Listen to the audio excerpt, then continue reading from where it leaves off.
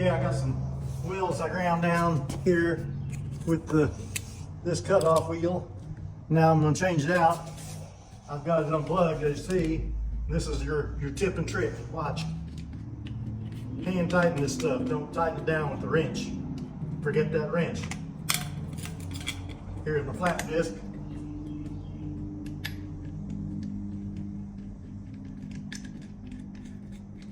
Hand tighten.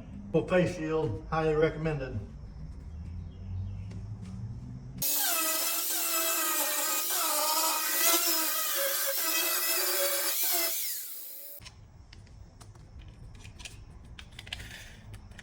You don't want it super tight, just in case you catch it on something and jam it up, it can still spin a little bit instead of blowing up on you.